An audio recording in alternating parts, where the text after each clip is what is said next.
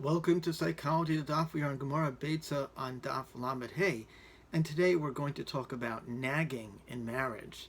Now, our Gemara Lamed Beis describes the halachic status of water dripping into a house from a leaky roof, and if it is permitted to put a pot underneath it to collect the drippings.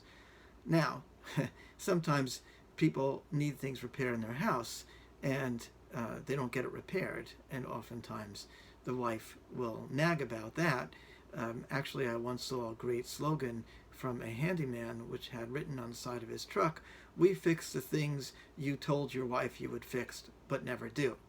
But while we're on the subject of leaky roofs, let us look at what Mishlei has to say about leaky roofs and nagging. So in Mishlei Perek Chaf Zayin Pasuk Tes Vav, it says, "Delef Torad b'yom sagrir ve'eshes midyanim nishtava," an endless dripping on a rainy day and a nagging wife are alike. What is the psychology of nagging? So in a 2012 Wall Street article by Elizabeth Bernstein, nagging has been called the marriage killer. According to this article, women are more likely to nag, experts say, largely because they are conditioned to feel more responsible for managing home and family life, and they tend to be more sensitive to early signs of problems in a relationship. Now, this makes sense intuitively and means that husbands should be influenceable to their wives' concerns because they often are the early warning system of emotional and relationship problems. Yet, other academic research shows that men can be equally nagging about matters that concern them. See, for example, Karen Sewell, which you can find all the references and the sources on my blog. And in addition, the Wall Street Journal article quotes research from Dr. Howard Markman, published in 2010 in the Journal of Family Psychology, that indicates that couples who become unhappy 5 years into their marriage had a roughly 20% increase in negative communication patterns consistent with nagging and 12% decrease in positive communication. Nagging is an enemy of love if allowed to persist, Dr. Markman says.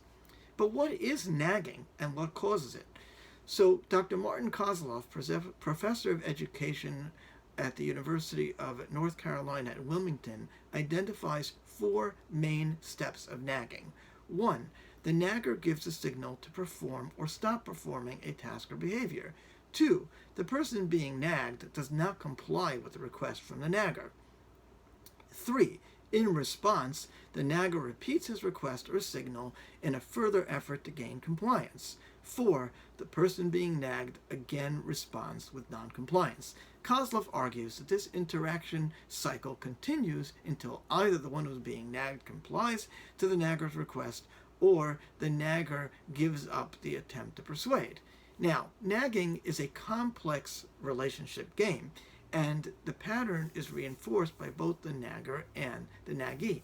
Each person must do their part in order for the nag cycle to continue. Carrie P. Sewell published in an anthology in 2011, The What, When, Who, and Why of Nagging in Interpersonal Relationships, from the book Making Connections, published by Oxford University, offers the following theory as to why nagging persists. The nagger is someone who cares enough to persist in the request without resorting to escalation, threats, or violence for the most part. In other words, there is some trust and security and a wish to maintain the relationship coupled with a strong desire to have the need met. Hence, a persistence that is continuous and unrelenting without out-of-bounds anger or aggression. However, the naggee's role is critical as well. The naggee's response to the nag is typified by what is known as behavioral non-compliance instead of verbal non-compliance. What does that mean?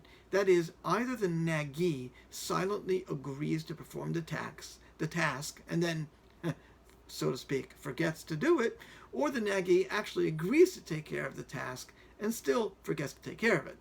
Now, on the other hand, if the naggee employed verbal noncompliance, that is, he would say, "I will not do this because of XYZ," it stops the illusion of niceness and forces a confrontation. It is important to note that confrontation in relationships does not have to be hostile.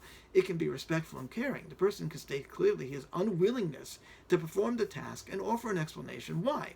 Of course, it also is advisable and wise to conclude with something like, "If it really is important to you, I am open to reconsidering."